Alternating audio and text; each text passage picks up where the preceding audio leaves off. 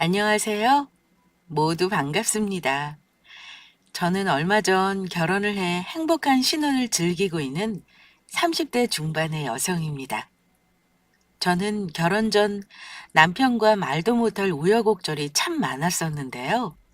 그 이유는 바로 다름 아닌 시댁도 친정 문제도 아닌 남편 회사 사장님의 횡포와 막장 갑질 때문이었습니다. 남편을 제 하인으로 생각하는지 얼마나 괴롭히면 못 살게 구는지 도무지 살 수 없을 지경이었습니다. 아직도 그 생각만 하면 진절머리가 납니다. 하지만 저도 한 성격 하는지라 그냥 참고만 있지 않았는데요. 지금부터 그 사장놈에게 한 방 날린 사연을 이야기해 보려 합니다. 사실 저는 어느 정도 성공한 젊은 사업가로 그 사실을 남편에게 숨기고 연애 시절 만나왔었습니다. 그도 그럴 것이 저의 재력을 보고 접근하는 사람들이 많았었거든요. 결혼 사기까지는 아니지만 처음에는 재수없게 당한 거로 생각하며 넘길 수 있었지만 그런 일들이 여러 번 반복되니 쉽게 남자를 믿을 수 없는 성격이 되어버렸고 남편과는 정말 운명처럼 우연한 계기로 만나 사귀게 되었던 것입니다. 저희는 처음 만난 순간부터 서로에게 끌려 나중엔 깊이 사랑하게 되었고 결혼까지 하게 되었죠. 남편을 만나게 된 것은 정말 우연한 계기였는데 한 회사의 사장으로 회사를 운영하다 보니 저는 밤을 새우며 야근하는 날도 많았습니다. 그날도 회사에서 야근을 하고 집에 들어와 늦잠을 자고 일어난 다음 날이었습니다. 오랜만에 쓴 연차로 휴일을 맞아 전 피곤한 몸을 이끌고 무릎 튀어나온 낡은 추리닝 바지에 평소에 착용하던 렌즈가 아닌 안경을 쓴 채 편의점으로 아침을 사기 위해 나온 참이었죠. 그래서 허기진 마음에 먹고 싶었던 것을 잔뜩 사 봉지가 터질 듯 담아 걸어가는데 물건을 너무 많이 담아서인지 봉지가 뜯어지며 음료며 과자며 바닥에 쏟아졌고 도시락까지 엎어져 바닥에 밥과 반찬들이 나뒹굴었습니다. 갑작스레 벌어진 일에 당황한 것도 있었지만 사람들이 오가는 대낮 오후 그런 일이 벌어지니 여간 부끄러운 것이 아니더라고요. 그래서 저는 생각할 겨를도 없이 쏟아진 과자며 음료를 주워 담았고 엎어진 도시락을 급한 대로 손으로 쓸어 담고 있었습니다. 그런데 그때 옆에서 한 다정한 남자의 목소리가 들려오는 것이었어요. 저 괜찮으신가요? 제가 도와드려도 좋을까요? 평일 오후 회사에서 직장인들이 점심을 먹기 위해 밖으로 나오는 시간이었고 남편도 밥을 먹기 위해 밖으로 나온 것인지 멀끔한 정장 차림이었습니다. 그는 그렇게 말하며 같이 음료며 과자를 담아주다 급하게 편의점으로 가 물티슈와 휴지를 사와 쏟아진 저의 도시락을 담아주기 시작하더라고요. 그리고 마지막에는 저에게 물티슈를 건네며 말했습니다. 예쁜 숙녀손이 반찬들 때문에 지저분해졌네요. 이걸로 닦으세요. 아, 고맙습니다. 그때는 친절을 베푼 남편에게 고마움도 컸지만 괜찮은 남자에게 저의 망가진 추한 모습을 보였다는 생각에 부끄러운 마음이 더 컸습니다. 그래서 어떻게든 지금 상황을 정리하고 도망치고 싶은 마음이었습니다. 그래서 저는 남편이 준 물티슈를 급하게 제 손에 묻은 반찬 얼룩들을 닦고 황급하게 남편에게 인사를 하고 자리를 떠나려 했습니다. 정말 고맙습니다. 그러면 저는 이만 가볼게요. 그런데 도망치는 저의 발길을 남편이 잡는 거였어요. 이것도 가지고 가셔야죠. 알고 보니 제가 급한 마음에 물건을 주워 담다 보니 먼 곳에 떨어진 캔커피를 보지 못했던 것입니다. 남편은 급하게 그 물건까지 살뜰히 챙겨준 것이었습니다. 더욱 부끄러워진 저는 홍당무처럼 붉어진 얼굴로 급하게 남편이 건넨 캔커피를 받아들었습니다. 아, 제가 이걸 보지 못했네요. 그러면 이만 가보겠습니다. 그렇게 저는 남편이 무안할 정도로 황급히 자리를 떠나다 잠시 걸음을 멈추었습니다. 제가 정말 난감한 상황에 남편도 부끄러움도 참고 저를 도와준 것일 텐데 아무리 그래도 이렇게 도망치듯 자리를 피하는 건 아닌 것 같았던 거예요. 그래서 저는 도망치는 저를 멀뚱히 쳐다보고 있던 남편에게 다가갔습니다. 저 괜찮으시다면 오늘 일에 대해 답례를 하고 싶은데 연락처라도 알 수 있을까요? 네? 제 연락처요? 아, 정말로 다른 뜻은 없고 오늘 도와주신 것에 대해 정말 감사해서요. 불편한 게 아니시면 밥을 사드리고 싶은데 연락처를 알려주실 수 있을까요? 제 말을 듣고 한동안 저를 가만히 응시하던 남편은 쾌활하게 웃으며 저에게 자신의 핸드폰을 내밀었습니다. 뭐 다른 뜻이 있어도 저는 괜찮을 것 같은데요. 여기에 핸드폰 번호 찍어주시면 제가 연락드리도록 하겠습니다. 저는 그때 하도 정신이 없던 상황이라 남편이 했던 말의 의미를 제대로 알아듣진 못했었는데 엉뚱한 저의 모습이 왠지 그에겐 마음이 들었던 듯 합니다. 누가 봐도 저에게 하는 것은 작업 멘트였는데 저만 알아듣지 못했던 거예요. 그래서 저는 남편에게 스스럼 없이 저의 핸드폰 번호를 찍어주었고 며칠 후 제가 먼저 남편에게 연락해 저녁 약속을 잡아 만나게 되었습니다. 그렇게 저는 첫 데이트 같지 않은 첫 데이트를 하게 되었고 남편이 저에게 직업을 물어보게 되었습니다. 알고 보니 남편은 저와 같은 동종업계에 일하는 사람으로 회사의 회계 직원으로 직장 생활을 하고 있었습니다. 그런데 현정 씨는 무슨 일을 하는지 물어봐도 될까요? 저는 남편 말에 뜨끔하며 조금 머뭇거렸습니다. 왜냐하면 제가 무슨 일을 하고 있는지 알고 저의 재력만 보고 다가와 저에게 상처 주었던 남자들의 얼굴이 떠올랐으니까요. 게다가 제가 운영하는 회사는 같은 동종업계라면 누구나 다 아는 나름 잘 나가는 회사라 저의 정체를 들킬까 차마 제가 그 회사의 사장이라는 말을 할 수 없었던 거예요. 저는 그래서 남편에게 진실이면서 거짓인 이야기를 해야 했어요. 저는 프리랜서로 문구 디자이너로 일하고 있어요. 와, 문구 디자이너요? 알고 보니 현정 씨 능력자셨군요. 디자인 일이 아무나 하는 것이 아니라고 들었는데 이런 능력 있는 분을 만나 뵙고 정말 영광입니다. 하는 일은 다르지만 같은 문구 쪽 일하시는 분을 만나게 되니 너무 반갑네요. 네, 저도 반갑네요. 저는 사실 문구 회사의 디자이너로 근무했던 평범한 직장인이었습니다.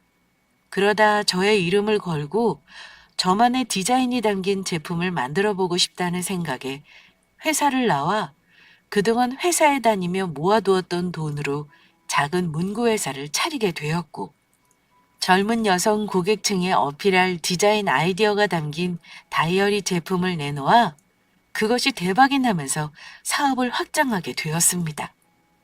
그 후 저는 여러 종류의 다른 문구 제품들을 기획하며 내놓게 되었고 운이 좋게 선보이는 제품마다 히트를 치며 그렇게 사업이 커가게 되었습니다. 그래서 저는 젊은 나이 빠르게 성공한 사업가로 요즘 한창 뜨는 잘 나가는 문구회사의 사장이 되었던 겁니다. 그러니까 한 회사를 운영하는 사장이었지만 디자이너로서 일하고 있던 것도 사실인지라 저는 살짝 거짓말을 못해 남편에게 그냥 프리랜서로 일하는 디자이너라 소개를 했던 것이죠. 양심에 찔리는 것도 사실이었지만 다시는 예전처럼 제 능력과 조건만 보고 다가오는 남자를 만나게 돼 상처받게 될까, 과거의 상처로 인해 그때는 두려움에 저도 모르게 거짓말이 나와버렸던 겁니다. 더군다나 남편이 너무 마음에 든 나머지 잘해보고 싶은 마음이 간절했거든요. 그날 남편과 헤어지며 다음에 또 만날 수 있는지 남편에게 애프터 신청을 하려고 했는데 남편도 제가 마음에 들었던 것인지 먼저 저에게 애프터 신청을 해오더라고요. 우리는 그렇게 자연스럽게 만남을 이어가며 연인이 되어 연애를 시작하게 되었습니다. 그리고 남편은 상상했던 것보다 더 좋은 사람으로 그동안에 만났던 남자들과는 정말 다른 사람이었습니다. 남편이 저에게 청혼을 해왔는데 전 그를 시험을 해보려 나는 가난한 집에서 태어나 결혼해도 저희 부모님의 생활비까지 책임져야 한다며 빚도 많다고까지 이야기를 했었거든요.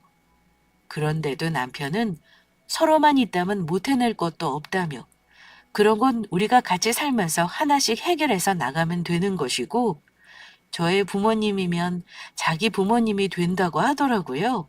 그러면서 부모님이 힘들면 자식들이 도와주며 살펴주는 것은 당연한 거라며 자신도 보태겠다며 결혼해도 계속 같이 도와드리자는 것이었습니다. 남편은 저의 조건이나 능력이 아닌 오롯이 저라는 사람만 보고 저를 진심으로 아끼고 사랑해주는 사람이었던 것입니다. 게다가 시댁 부모님도 모두 좋으신 분들이라 아들놈이 이성에게 관심 없어 평생 혼자 살 것 같아 포기하고 있었는데 어떻게 제 아들 마음을 사로잡은 거냐며 데려가줘서 고맙다며 저를 몹시 마음에 들어 하셨습니다. 요즘 젊은 사람들 같지 않게 똑 부러져 열심히 사는 제 모습이 마음에 드신다면서요? 이런 예쁜 며느리가 집에 들어와 정말 좋다면서 기뻐하셨습니다. 그래서 저는 조만간 남편에게 모든 진실을 고백하고 사과하며 제가 사실 문구회사를 운영하는 사장이란 사실을 밝혀야겠다고 생각을 하였습니다. 더는 그를 속여서는 안 되겠다는 마음이 든 것이죠. 그런데 모든 것이 순조롭게 풀려나간다고 생각했던 것도 잠시, 문제는 예상치 못한 뜻밖의 곳에서 벌어졌습니다. 바로 그의 회사였죠. 남편이 점점 회사 생활을 버거워했던 것입니다. 말을 하진 않았지만 최근 들어 더욱 얼굴이 안 좋아지는 그의 모습에 먼저 말해주길 기다리며 지켜만 보던 저는 참을 수 없는 지경에 이른 것입니다. 갑작스레 그의 몸무게가 7kg이나 빠지며 여기저기 아픈 곳까지 생겨났으니 말입니다. 재훈 씨, 회사에 무슨 일 있는 거야? 요즘 야근도 잦아지고 나 만나도 속 안 좋다며 밥도 잘 못 먹고 많이 힘들어 보여. 아, 아니야. 힘들긴. 회사 잘 다니고 있는데 너무 걱정하지 마. 옆에서 보이기에도 힘들어하는 게 보이는데도 남편은 제 걱정해서인지 말을 하지 않으려 하더라고요. 하지만 이렇게 가만히 두다가는 사람 잡겠다는 생각이 들어 이번엔 제가 강하게 밀고 나갔습니다. 요즘 뉴스 보면 회사에서의 사내 괴롭힘으로 안 좋은 일들이 끊이지 않고 생기는 것을 보고 그이도 그러지 않는다는 보장이 없으니 예방해서 나쁘지 않다는 판단이었습니다. 그러지 말고 힘든 일 있으면 솔직히 말해줘. 우리가 남이야? 곧 결혼해 부부가 될 사이인데 우리 서로에게 제일 소중한 사람이잖아. 그러니까 앞으로 힘든 일은 서로 나눴으면 좋겠어. 자기는 더 이상 혼자가 아니라고. 자기 곁에는 늘 내가 있잖아. 그러니까 그게 사실은. 그러면서 남편은 회사에서 그동안 있었던 일을 전부 털어놓았습니다. 알고 보니 남편은 인간 쓰레기라 불러도 부족함이 없는 사장에게 엄청난 괴롭힘과 함께 부당한 갑질을 당하고 있었던 것입니다. 지금의 사장은 부임한 지 얼마 안 된 젊은 사장으로 그전 사장의 하나밖에 없는 외동 아들이었습니다. 그런데 지금의 젊은 사장이 회사를 물려받으며 회사에 새로 부임하게 되었다고 하더라고요.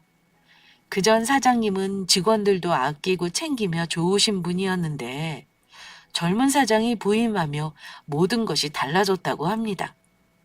출근한 첫날부터 직원들을 괴롭히고 제왕처럼 군림하며 분위기도 삭막해져 회사에 나가기 싫을 정도라고 하더라고요. 그중 많은 괴롭힘을 받은 것은 남편으로 몇 번 입바른 소리를 했더니 하루 종일 그를 사장실로 불러대며 종처럼 부려먹고 있었습니다. 사장실 청소에 커피 심부름이며 구두 닦기, 남편의 밥을 못 먹게 하라는 의도에서인지 먹고 싶은 음식이 있다며 점심시간에 먼 곳으로 가 자신의 점심을 사오라고 시키는 것은 물론이고요. 대리운전 기사도 아니고 퇴근한 밤에 술을 먹고서는 그에게 전화해 사장 자신의 차를 운전하라고 불러내기 일쑤였던 것입니다. 전화를 받지 않으면 전화를 받을 때까지 계속해 전화와 카톡을 하는 것은 물론이고요. 그뿐만이 아닙니다. 자신이 괴롭힌 것은 생각도 안 하고 남편에게 요즘 들어 업무 능력이 떨어진다며 직장 동료들이 보는 앞에서 폭언은 물론이요. 물건까지 집어던지며 신발석까지 쓰게 만들었다고 하더라고요.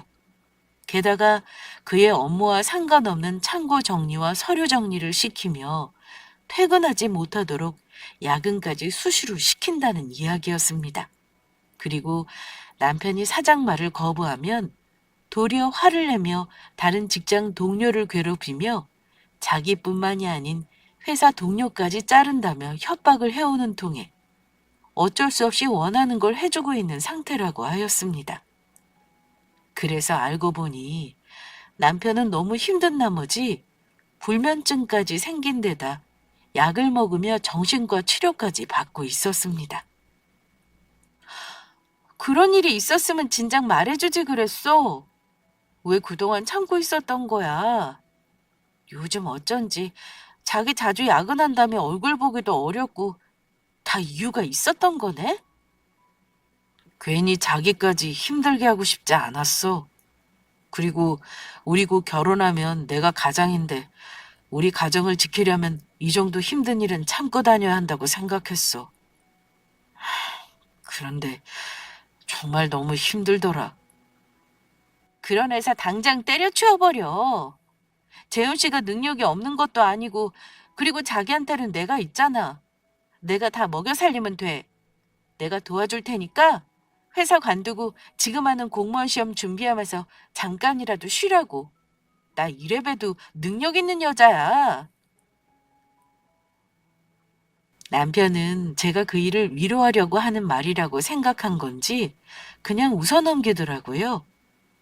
남편은 사실 그동안 회사에 다니며 7급 공무원 준비를 준비하고 있었습니다.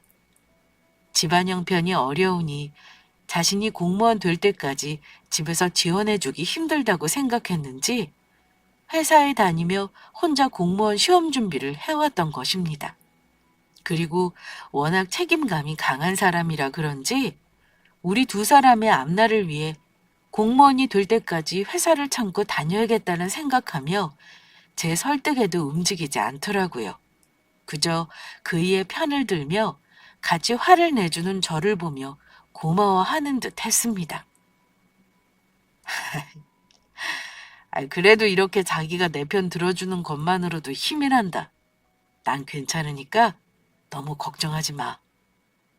이 정도 일은 아무것도 아니라고.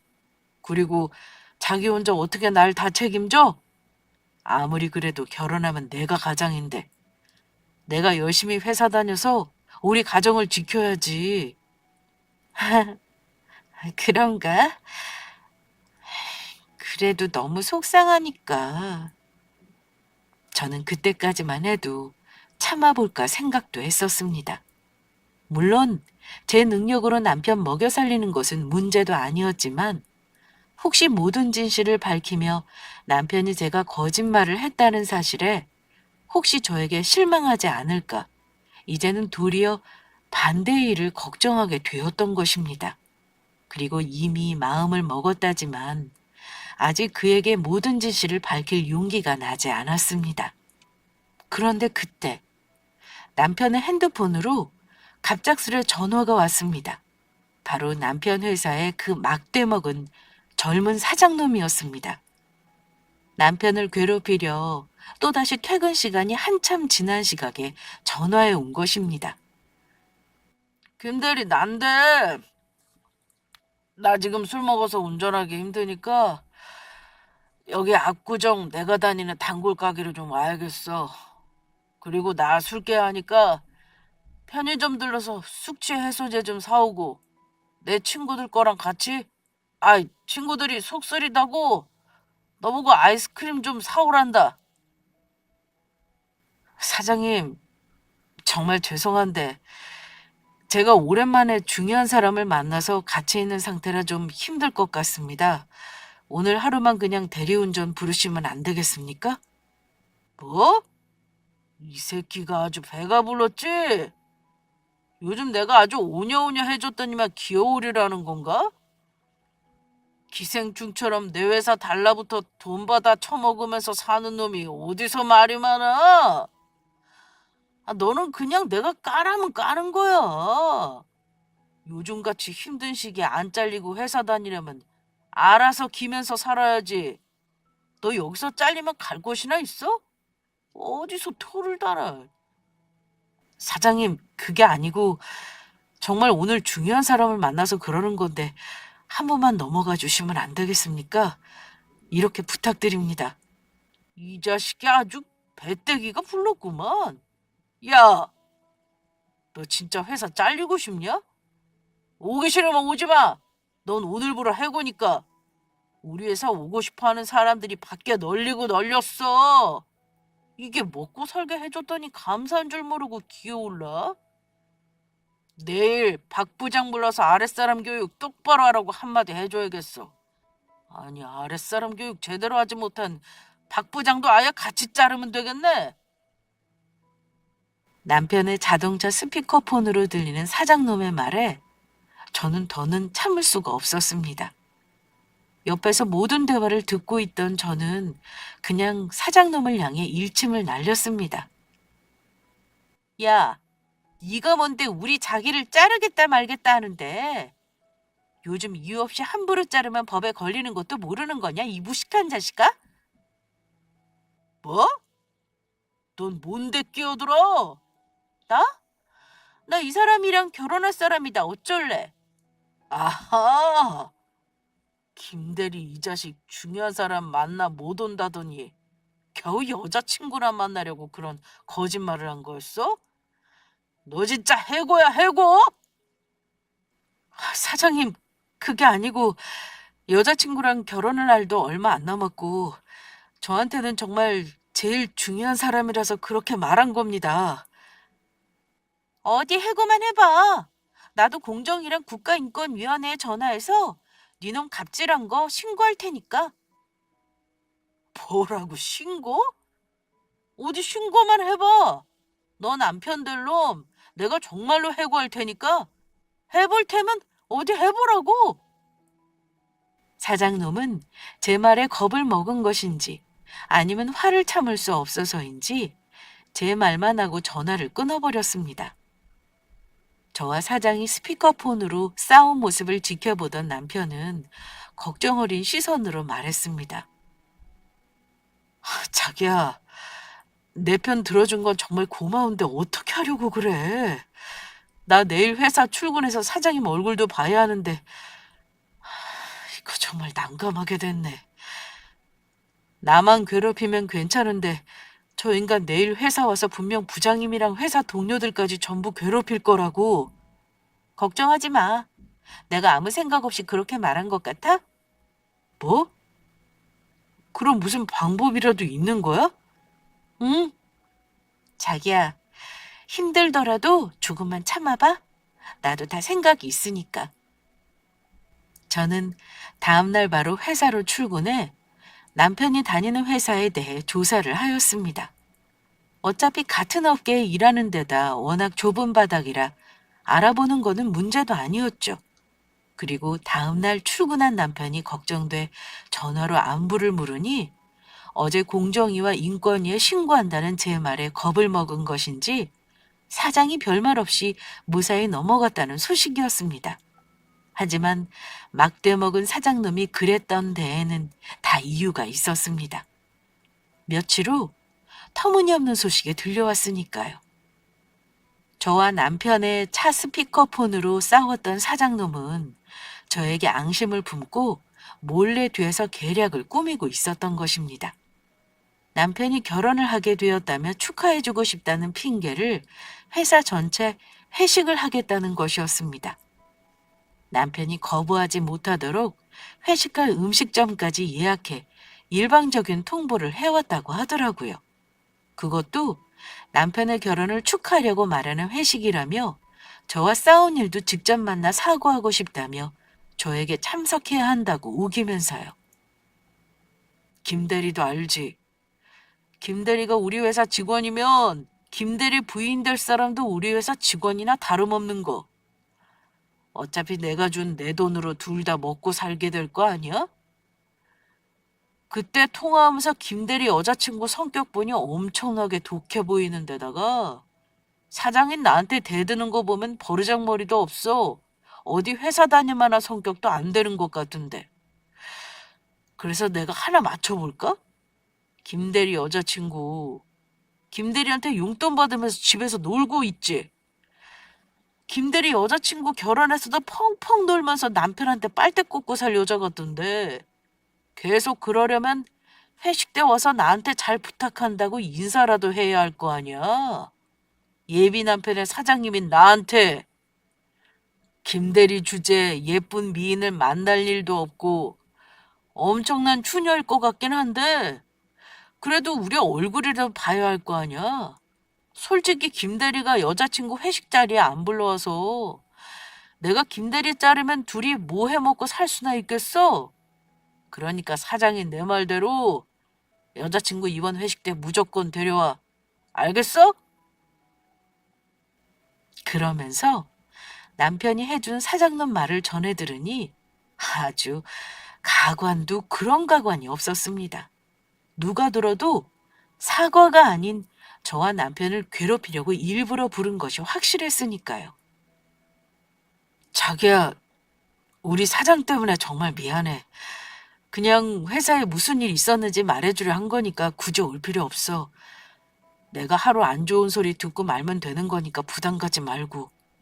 아니야. 회식이 뭐 별거라고. 그냥 가서 사장님 얼굴이나 봐주고 와주지 뭐. 나는 괜찮으니까 같이 가자. 정말 그래도 되겠어? 괜히 자기 신경 쓰이게 한 것 같네. 미안해. 그리고 얼마 후 저는 남편이 다니는 문구 회사가 어떤 곳인지 알게 되었습니다. 먼 곳에서 찾아보며 알아볼 필요 없이 남편의 회사가 어떤 곳인지 바로 알게 되었으니 말입니다. 회사에서 임원회의를 하면서 알게 된 것인데 남편이 다니던 그 막대먹은 사장놈의 회사가 사실은 저희 회사에 물건을 납품하는 하청업체 중 하나였던 것입니다.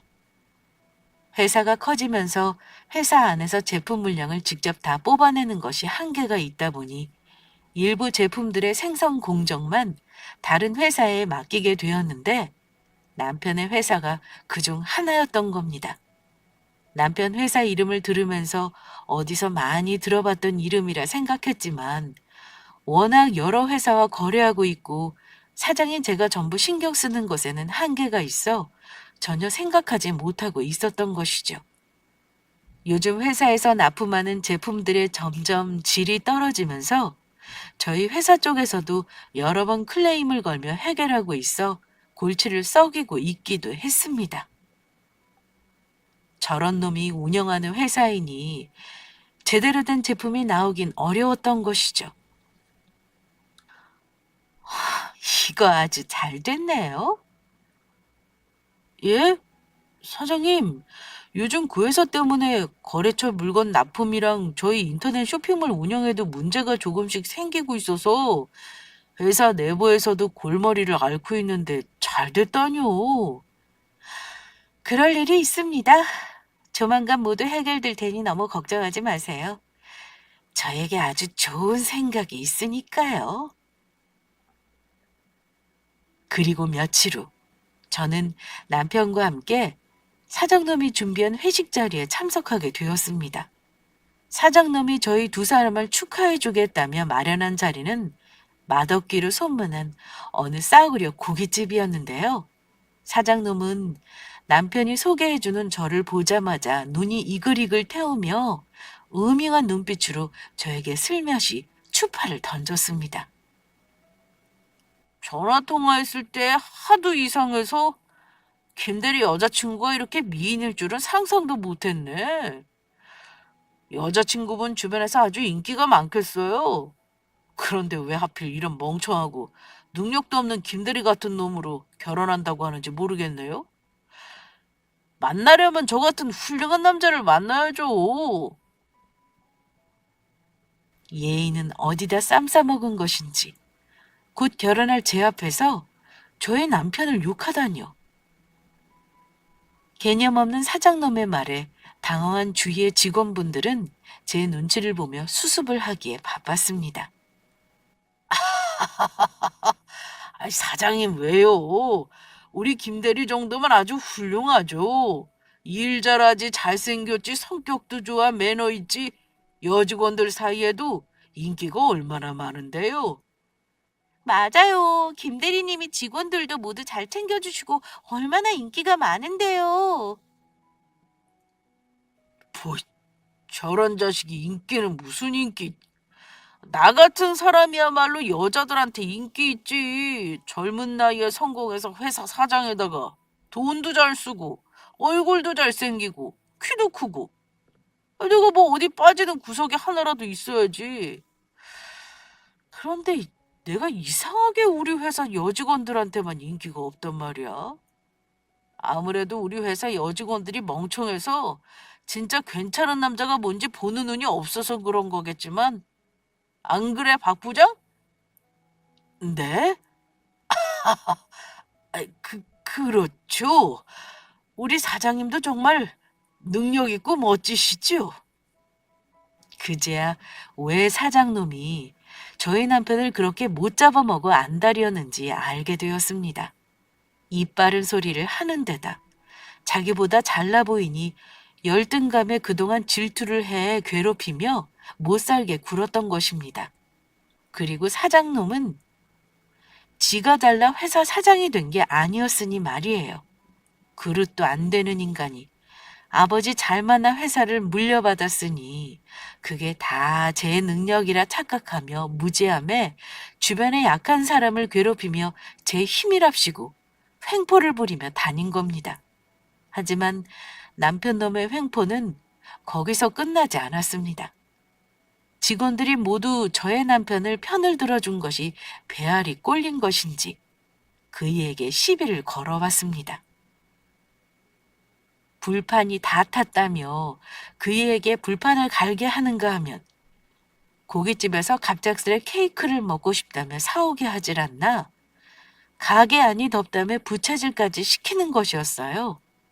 그런데 남편이 불평 한번 하지 않고 묵묵히 시키는 일을 하자 그것이 더욱 사장놈을 열받게 했던 것인지 술을 거하게 취한 사장놈이 이번엔 제 옆에 앉아있던 직원과 자리를 바꿔 제 옆에 앉았습니다. 그리고 이제는 저를 향해 아예 노골적으로 찝쩍거렸습니다. 제 재력을 보고 다가오는 남자들이 많아서 그랬지? 저도 어딜 가면 미인이란 소리 듣는 사실 인기 많은 여자였거든요. 그런데 김대리 여자친구 나보다 연상이라고 했나? 아, 그러면 누나겠네. 아, 나처럼 연하는 어때, 누나? 막대 먹은 놈이 이제는 배는 게 없는지 저에게 대놓고 반말까지 해댔습니다. 능력 없는 저 자식보다는 내가 훨씬 괜찮지 않아? 나한테 오면 내가 잘해줄게. 아, 뭐하러 저런 능력 없는 놈한테 가서 고생하려고 해. 보아하니 나이도 있고 능력도 없어서 결혼하면 집에서 애 낳고 아이나 돌봐야 할 텐데. 누나, 어차피 결혼해서 빨대 꽂으려면 나 같은 놈한테 잘 보여서 빨대 제대로 꽂으라고. 사장님, 그만하시죠. 저와 결혼할 제 아내 될 사람입니다. 아무리 사장님이라고 해도 더는 못 봐드립니다. 뭐? 김대리, 이 자식이 뭘 잘못 먹었나? 아, 니까짓 게 안 봐주면 뭘 어떻게 할 건데? 너 회사 잘리고 싶어서 그래? 어디 여자친구 앞에서 망심 좀 줘볼까? 덤비려거든 네 주제를 알고 덤벼. 나한테 붙어서 내 돈이나 받아먹고 사는 놈이 무슨 말이 많아. 김대리 여자친구, 아니, 누나, 내 잔에 술이나 좀 따라봐. 나도 예쁜 여자가 따라주는 술이나 좀 한번 받아 먹어보자. 자기야, 술 안 따라줘도 돼. 그런 거 하지 마. 이런 지저분한 말 들을 필요도 없어. 내가 회사 관둘 테니까 우리 그만 가자. 제 앞에 술잔을 내미는 사장놈의 모습에 남편은 정말 화가 많이 났는지 떨리는 목소리로 저를 말리며 회사를 관두겠다는 말까지 했습니다. 그런 그의 말에 저는 생긋 웃으며 답했습니다. 아니야, 소중한 우리 재훈 씨 밥 벌어먹게 해주시는 능력 있고 잘생긴 사장님인데 내가 아주 깍듯하게 잘 모셔야지. 사장님 말씀대로 사장님이 월급 안 주시면 우리 둘이 뭐 해먹고 살겠어? 그리고 술 따라주는 게 무슨 대수라고. 제가 저의 남편이 아닌 자신의 편을 들어준다고 생각했는지 제 말에 사장놈은 해벌쭉해졌죠. 와, 누나!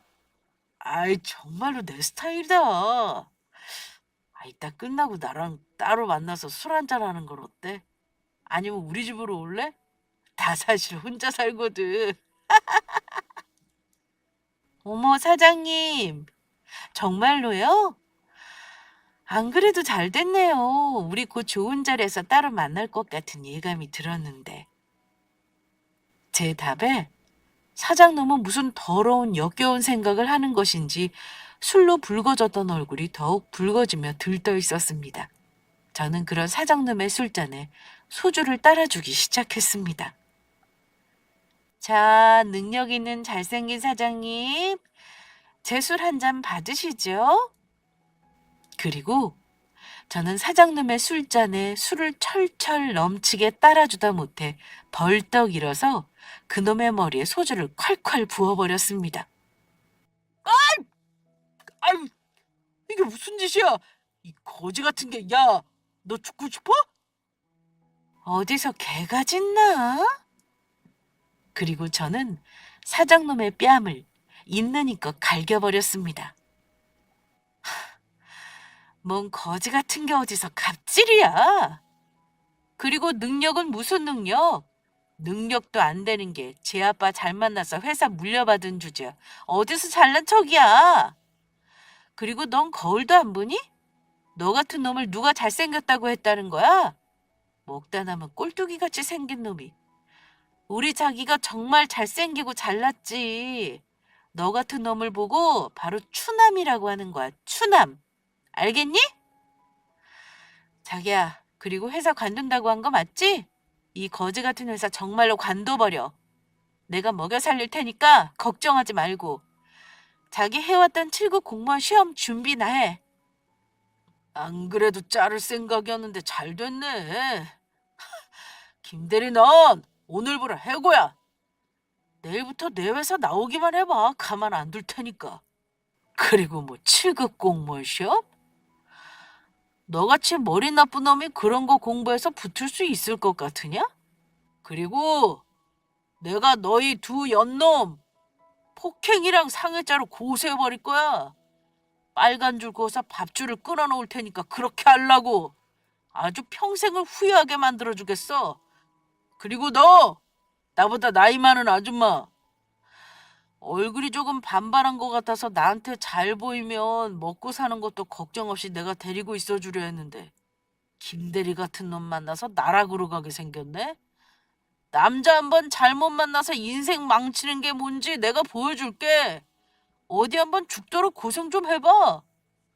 길길이 날뛰는 사장놈을 저는 한껏 비웃어주며 말했습니다. 인생 망치게 되는 것은 너겠지. 나야말로 지금까지 네가 나한테 했던 말들 다 녹음해 놓았으니까 나야말로 너 성희롱으로 신고할 거야. 알겠어? 뭐, 뭐라고? 어디 해보자는 건데? 능력도 없어서 남자친구 월급이나 받아먹고 사는 주제에 뭘 믿고 함부로 대드는 건데? 네 남자친구 잘리면 너도 같이 굶어 죽는 거라고. 요즘같이 취업하기도 힘든 세상에 데리고 있는 것도 감사하지 못할 망정 나한테 잘려서 어디 한번 고생 좀 해봐. 누가 그래? 내가 남자친구 월급 받아먹고 산다고? 그리고 남자친구 네 거지 같은 회사 잘려도 우리 굶어 죽지 않거든? 오히려 떵떵거리며 아주 잘 살지? 아참, 그리고 아직 내 소개를 안 했지? 자, 내 명함 줄 테니까 내가 누군지 네 놈 두 눈으로 똑똑히 확인해봐. 그러면서 저는 제 명함을 내밀었습니다. 그리고 제 명함을 확인한 순간 사장놈의 얼굴은 삽시간에 어두워지며 쥐주군도 조용해졌다가 갑자기 몸을 벌벌 떨며 횡설수설 하더라고요. 다, 당신은, 그러니까 당신 정체가. 그래, 내가 니놈 회사 일감 주면서 니놈 밥 벌어먹게 살게 해주고 있는 회사 대표다. 어디 내 회사 하청업체 사장님 주제에 꼴값이야? 꼴값은? 앞으로 밥줄 끊기는 건 내 놈이 될 테니까 각오해. 요즘 당신네 회사에서 납품하는 제품들 품질도 엉망이고 안 그래도 얼마 있으면 계약 만료라 납품업체 바꿀까 고민했는데 아주 잘 됐어. 너야말로 앞으로 쫄쫄 굶게 해줄 테니까 그렇게 알아. 이제 니놈 회사랑 거래도 끝이야. 아이고, 이 사장님, 한 번만 봐주십시오. 제가 이 사장님인 줄 알았다면 절대 안 그랬을 텐데 몰라서 그랬습니다. 제발 한 번만 봐주세요. 뭐? 나보고 너 같은 놈한테 빨대를 꽂고 살라고? 술을 따라봐? 어디 조금 전에 했던 거 다시 한번 해봐. 너 그거 다 성희롱이야. 그리고 집에 있으면 다 빨대 꽂고 사는 거니? 집에서도 여자들이 할 일이 얼마나 많은데 남편 보내고 살림하고 아이들 보느냐고 얼마나 밤낮으로 고생하는데 어디서 감히 그딴 소리를 해. 그리고 우리 자기가 왜 능력이 없어? 능력이 없어서 그동안 참아오면서 여기 다닌 줄 알지? 어차피 공무원 시험 합격할 때까지 잠깐 다닐 회사라 참고 있었던 거라고. 제발, 제가 못 모르고 하는 소리입니다.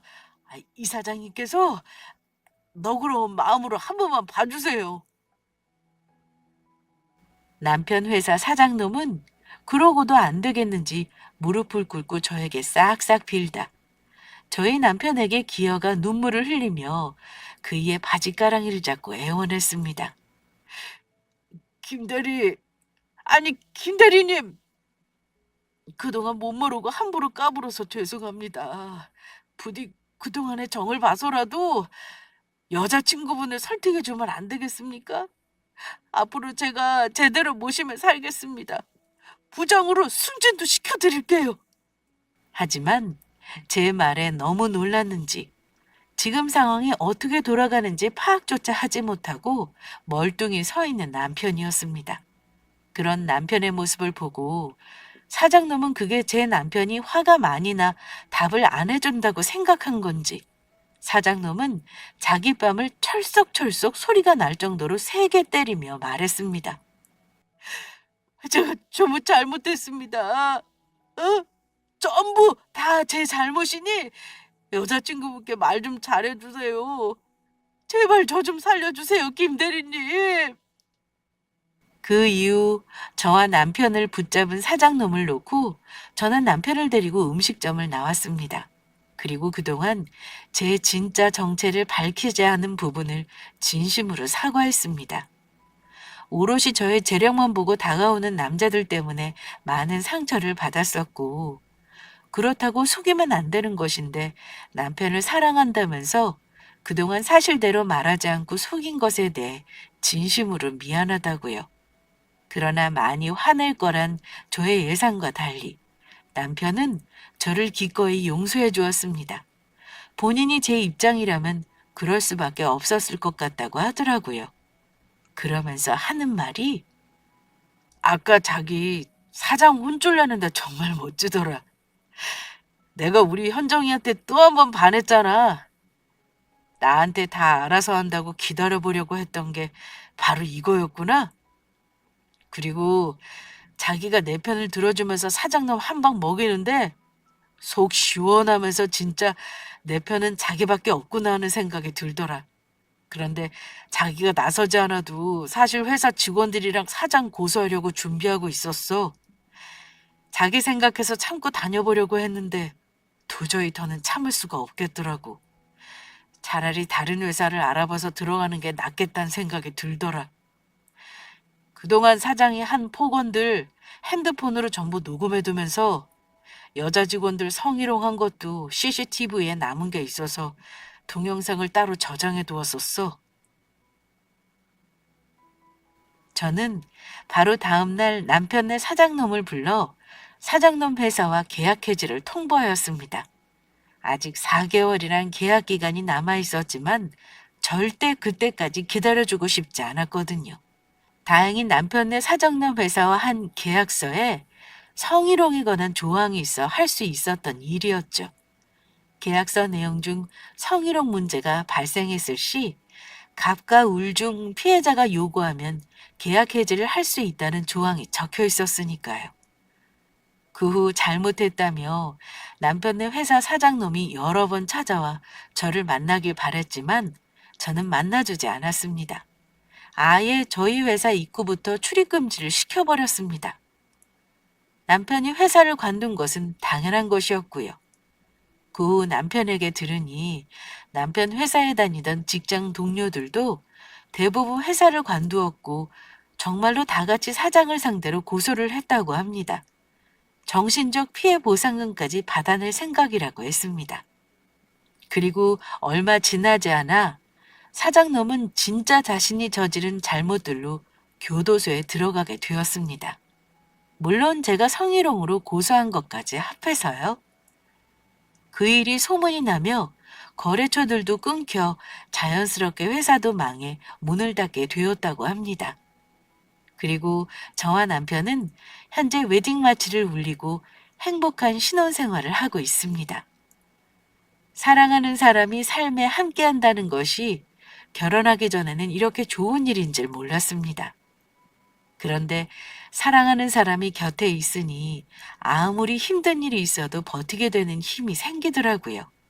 결혼하고 전 바로 힘들게 사시던 시부모님을 위해 좋은 집으로 이사시켜 드렸습니다. 고생해서 번 며느리 돈으로 절대 그럴 수 없다며 시부모님도 남편도 엄청 반대가 심했지만 이렇게 좋은 남편을 저에게 주셔서 감사하다는 저의 표현이었습니다. 지금의 남편을 만나지 않았다면 전 평생 남자에 대한 불신만 가득한 채 외롭게 살았을 테니까요. 남편을 만나 상대방의 조건이 아닌 오롯이 사람만 보고 사랑해주는 사람이 세상에 있다는 사실을 제가 사랑받을 수 있다는 존재란 사실을 알게 되었으니까요. 나름대로 자존감 높은 자신이라 생각했지만 그 전에 상처들로 정말 내가 못나서 그런 건 아닐까 하고 주눅이 들어 있었거든요. 그 모든 걸 바꿔준 사람이 바로 지금의 남편입니다. 그런 저를 향해 시부모님은 자신들이 무슨 복을 받고 태어났기에 이런 좋은 며느리를 만난 것인지 모르겠다면서 눈물까지 흘리시며 많이 고마워하셨지만 많은 복을 받고 태어난 건 도리어 지금의 남편을 만난 제가 아닐까 생각합니다. 그리고 제 이야기를 마치며 또 한 가지 좋은 소식을 알려드리자면 남편이 7급 공무원 시험에 합격했다는 것입니다. 저는 합격하지 못해도 내가 먹여 살리면 되니 걱정하지 말라고 했지만 남편은 그게 아니라고 하더군요. 자기가 저보다 돈을 적게 벌더라도 엄연한 집안의 가장이니 집안의 버팀목이 되어야 한다고요. 그이는 제가 기댈 수 있는 그런 멋진 남편이 되고 싶다고 하더라고요. 그래서 남편은 공무원 생활을 열심히 하며 직장에 다니고 있고 저 또한 남편 덕에 안정감을 느껴서인지 사업을 확장하며 회사도 더욱 잘 되고 있습니다. 제가 남편을 만나며 느낀 것은 살면서 조건이라는 것이 전부가 아니란 사실입니다. 때로는 나를 알아주는 좋은 사람을 만나는 것이 나를 진짜 행복하게 하는 열쇠가 될 수 있다는 것을 모두 잊지 않으셨으면 해요. 조건이란 것은 금세 변할 수도 있고 사라질 수도 있는 것이니까요. 변하는 것보다 변하지 않는 곳에서 여러분들도 모두 행복을 찾으셨으면 합니다. 그러면 모두 서로 사랑하시며 행복하게 사시길 바라겠습니다. 감사합니다.